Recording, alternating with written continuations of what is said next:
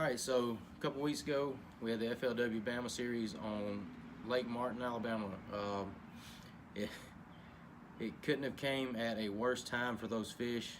We had 111 boats, I believe it was, and that lake has seen a lot of pressure. You had, the week before the elites were there, you had 286 high school teams on the water practicing and fishing tournament day, beating those fish to death. Some real hammers in that group. They caught a pile of fish. And then of course, the Elite Series shows up. They get a full week of practice almost, and then 4 days of fishing. They really beat that lake down. So going into the tournament, I wasn't looking for that largemouth bag.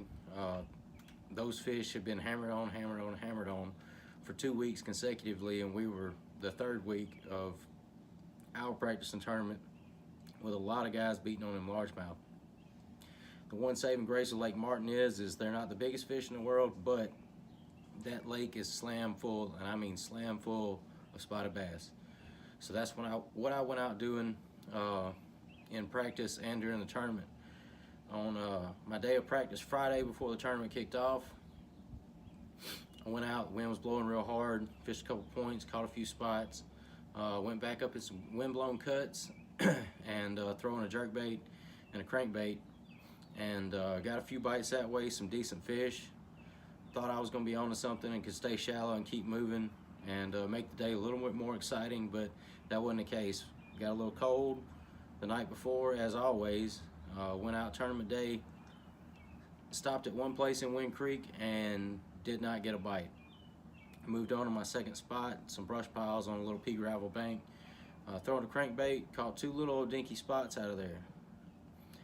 They were not the size I was looking for. I mean, they were keepers, but they were like 12 inches long, and that was barely bumping 12 inches. So I decided to make a move, go out deep, ditch what I learned in practice, and switch gears for the day. Stopped on a point in about 30 feet of water.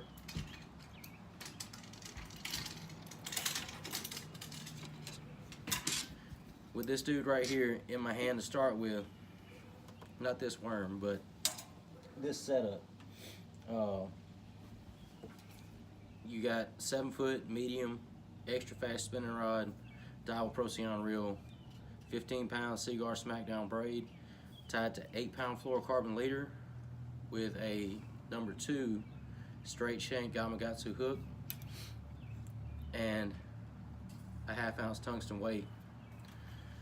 This is the setup I did most of my work with. We were sitting at about 30, throwing back up to about 15 feet, and in about 10 minutes I had a pretty good limit for Martin. I had 10-11 pounds, so I knew I had some work to do, knew I needed some bigger fish, so I sat on them. But my co-angler hadn't had a bite yet, and I felt bad for him. I did the right thing.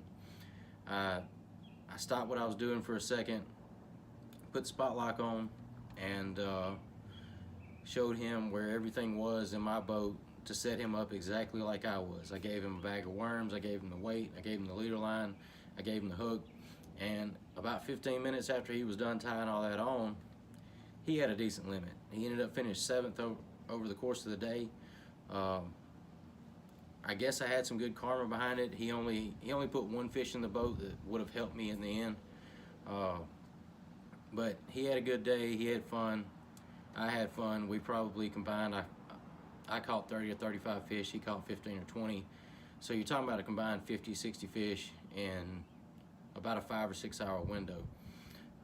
Time got away from me a little bit. I should have made the switch. I should have went and hunted one big head, but it's really hard to leave fish when they're biting like that. It was a crazy bite, and I ended up breaking off a 4-pound spot and a 3-pound spot right at the boat. The 4-pounder came up, stayed out from the boat a little bit, decided to make another run and broke off. The 3-pounder got it up to the boat, almost in net range. When it saw that net, it made a beeline for that Ultrex. And when it hit that Ultrex, of course, it cut that 8-pound in two. The wind was blowing like 15, 20 miles an hour, so the Ultrex was running wide open to keep us where we were. So that line didn't stand a chance. As good as Cigar is, it ain't gonna hold up to that. The other deal is while we were sitting there in 30 foot, every now and then they'd quit biting up a little bit shallower on the bottom, and they'd quit hitting that drop shot, and you go, you know, a 20-minute spell and nothing. But all I did was eyeball my electronics. I didn't give up on them. I give them about 20-30 minutes, they started hitting the drop shot. But in between, anytime I saw something pop up on the bottom or suspended below the boat, I picked up this little Demiki rig right here. Same deal, 7-foot, medium, extra fast, 15-pound Seaguar Smackdown, 8-pound Tatsu leader, VMC Moonite jig head in a 3/8, and this is a little Bass Tricks minnow that I picked up at the tackle trap. Ended up coming in 5th for the day. Had a chance to win with those 2 fish that I lost, but there again, that's fishing. That's the way it goes.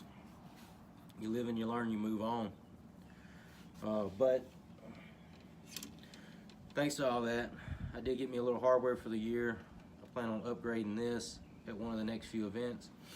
It set me up in 5th place, which is in the points, which is real great for going into regionals or qualifying for regionals down the road.